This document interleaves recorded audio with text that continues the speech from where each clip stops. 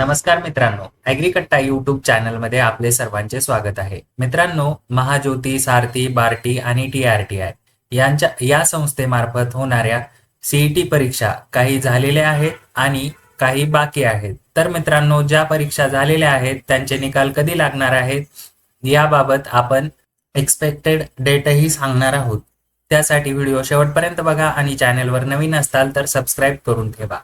या ठिकाणी बघू शकता मित्रांनो, आपण काही तारखा घेतलेल्या आहेत.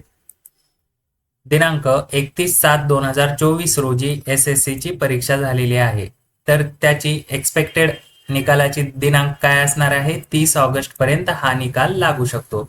पण आपण अगोदर हे लक्षात घ्यायचं आहे, 1 ऑगस्ट 2024 रोजी जी बँकिंगची बार्टी संस्थेमार्फत परीक्षा झालेली आहे त्या परीक्षेचा निकाल 5 ऑगस्ट रोजी लावण्यात आलेला आहे. म्हणून म्हणतोय, ही जी तारीख सांगतो आहे ती फिक्स एक्झॅक्ट डेट असणार नाहीये, ती अंदाजित तारीख असणार आहे. त्यानंतर हे जे लाल कलरमध्ये दिलेलं आहे या सर्व परीक्षेचे निकाल लागलेले आहेत. 6 ऑगस्ट 2024 रोजी झालेली नेट सेटची जी CET आहे त्याचे निकाल 13 ऑगस्ट रोजी जाहीर करण्यात आलेले आहेत.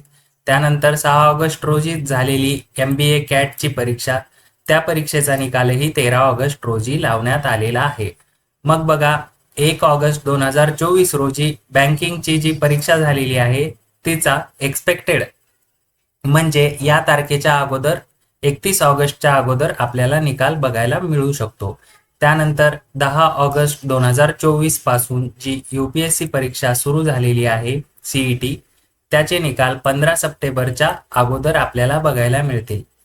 त्यानंतर 12 ऑगस्ट 2024 रोजी MPSC गॅजेटेडची जी परीक्षा झालेली आहे CET, या सर्व परीक्षांचे निकाल आपल्याला 15 सप्टेंबर 2024च्या अगोदर बघायला मिळतील. मग MPSC नॉन गॅजेटेड असो, गॅजेटेड असो किंवा UPSC असो.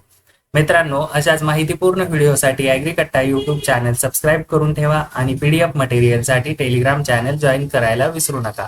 आणि आपण ज्या तारखा सांगितलेल्या आहेत त्या निकालाच्या, या केवळ अंदाजित तारखा आहेत. या तारखेपर्यंत निकाल लागू शकतो.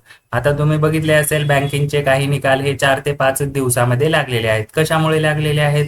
तर तेथील विद्यार्थी संख्या कमी असल्यामुळे हे निकाल लवकर लागलेले असू शकतात. त्यानंतर MBA CAT, नेट, सेट या परीक्षेतही विद्यार्थी संख्या कमी असल्यामुळे निकालाचा अवधी हा परीक्षेच्या तारखेपासून कमी आपल्याला बघायला मिळतो.